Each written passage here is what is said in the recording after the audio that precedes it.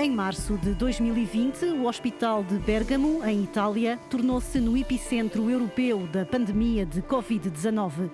Em algumas localidades, o número de mortos em 3 semanas foi maior do que o de todo o ano de 2019.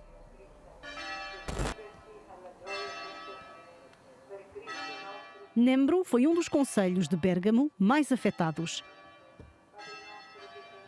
No Santuário de Santa Maria de Zuccarello, a missa da noite é muitas vezes uma ocasião especial para recordar familiares e amigos que não sobreviveram ao novo coronavírus. Entre março e abril de 2020, o concelho perdeu quase 2% da população.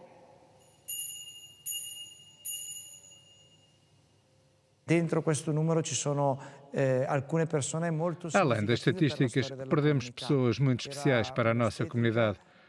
Por exemplo, esta parteira, 58 anos, era uma voluntária ativa aqui na paróquia. Uma pessoa muito conhecida, sempre disposta a ajudar as mães que precisavam dela. Ela cuidou da própria mãe idosa que morreu devido à Covid-19. Ela própria foi infectada e morreu uma semana depois. Morreu algumas semanas antes de se tornar avó.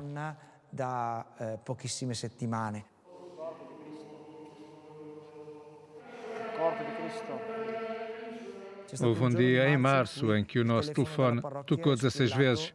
Cada toque anunciava a morte de um vizinho. A taxa de mortalidade em Bérgamo aumentou cerca de 400% em termos anuais. As igrejas pararam de tocar os sinos por cada pessoa morta. As casas funerárias viram-se submersas. As cerimónias nos cemitérios foram suspensas. Só um número limitado de pessoas puderam vir aqui. Apenas os parentes próximos. Celebrávamos apenas um breve rito fúnebre, uma bênção das almas. Cada rito durava apenas alguns minutos. Foram momentos muito intensos. Era a única ferramenta, a única linguagem à nossa disposição para trazer de volta um pouco da humanidade à fase final de todas as vidas que tinham sido tão negligenciadas. Muitas das vítimas morreram numa solidão total, longe dos seus entes queridos. A Euronews falou com 2 pessoas que perderam os pais sem poderem partilhar com eles os últimos dias de vida. No espaço de 4 dias, Diego perdeu a mãe e o pai. Na mesma altura, Sara perdeu o pai.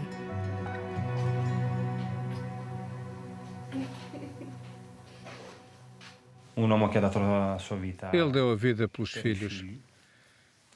E mesmo assim morreu sozinho. A minha mãe também morreu sozinha. Ninguém deveria viver esta situação.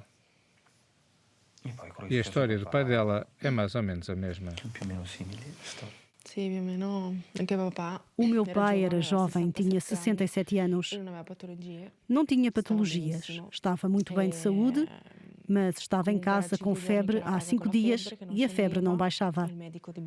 O médico de família disse-nos que se ele não tivesse problemas respiratórios e não tivesse estado em contacto com os chineses, não era coronavírus, não precisávamos de nos preocupar, era apenas uma gripe. Mas a febre não baixou, a minha mãe resolveu levá-lo às urgências do hospital. O meu pai foi sozinho até ao carro e foi para o hospital. Foi a última vez que o vimos. Sara e Diego conheceram-se numa altura em que ainda estavam de luto. Agora vivem juntos e pertencem à associação Noi Denunceremo, que exige respostas e justiça em relação à forma como a pandemia foi gerida. Sinto raiva. Os nossos pais foram embora demasiado cedo. Eles não mereciam isto. As outras 60.000 pessoas não mereciam morrer desta maneira. Tantas famílias destruídas para sempre por causa desta maldição. E é por isso que lutamos, por justiça. Estamos a tentar perceber o que podemos fazer. Queremos saber se as regras foram respeitadas.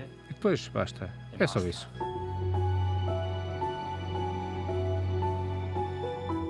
A Euronews falou com um médico de 29 anos que trabalha num centro de despistagem em Milão. Enquanto profissional do exército, Karim Rachedi trabalhou no Afeganistão e no Líbano. No início da primeira vaga, foi enviado com urgência para o hospital de Bérgamo. Num dia de folga, concordou em regressar ao hospital com a equipa da Euronews. Lembro-me de um homem que não parava de chorar. Passei por aqui para ver o que estava a acontecer. Ele contou-me que o filho estava internado há vários dias e estava muito preocupado. Fui ao computador para ver a situação clínica do filho, que tinha nascido em 1977. Era muito novo. E vi que ele estava nos cuidados intensivos. Liguei para lá para ver como é que ele estava. E disseram-me que ele tinha acabado de morrer há apenas alguns minutos. Nunca tinha vivido uma situação destas. Tive que me virar para dizer a um pai que o filho tinha acabado de morrer. Os momentos passados no hospital foram marcantes. A minha recordação mais bela tem a ver com um dos nossos pacientes. Tinha sido hospitalizado numa situação crítica. Acabou por recuperar e ter alta. Ele trabalhava como carpinteiro e, algum tempo depois, voltou ao hospital com vários pequenos corações esculpidos em madeira, onde se podia ler Molla Mia. É uma expressão de Bérgamo que significa nunca desistas. Os vários concelhos de Bérgamo ainda estão a aprender a viver com o novo coronavírus. O padre Matteo Cella organiza reuniões de apoio para adolescentes afetados pelas consequências da pandemia. Ao lado da dor e do sofrimento, a tragédia trouxe também um sentimento de pertença e solidariedade. Para algumas pessoas, a pandemia levou-as a procurar intensamente formas de serem úteis à comunidade, ao mundo. Outros chegaram à conclusão que precisavam levar a vida mais a sério, assumir mais responsabilidades e fazer um trabalho a nível pessoal.